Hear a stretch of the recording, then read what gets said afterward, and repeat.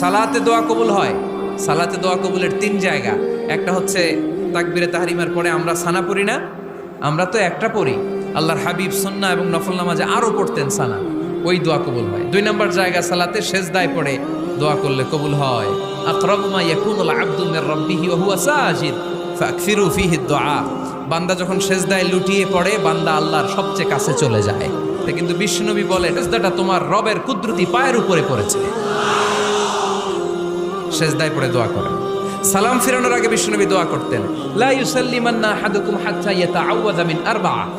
আল্লাহর হাবিব বললেন 4 জিনিস থেকে পানাহ না আছে আমার কোন উম্মত যেন সালাম না ফিরায়। তারা যেন পড়ে আল্লাহুম্মা ইন্নী আউযু বিকা মিন আযাবিল কবর, আউযু বিকা মিন আযাবি জাহান্নাম, আউযু বিকা মিন ফিতনাতিল মাহইয়া ওয়াল মামাত, আউযু বিকা মিন ফিতনাতিল মাসিহিদ দাজ্জাল। আল্লাহ কবরের আযাব থেকে বাঁচাও, আল্লাহ জাহান্নামের আগুন থেকে বাঁচাও, আল্লাহ জীবন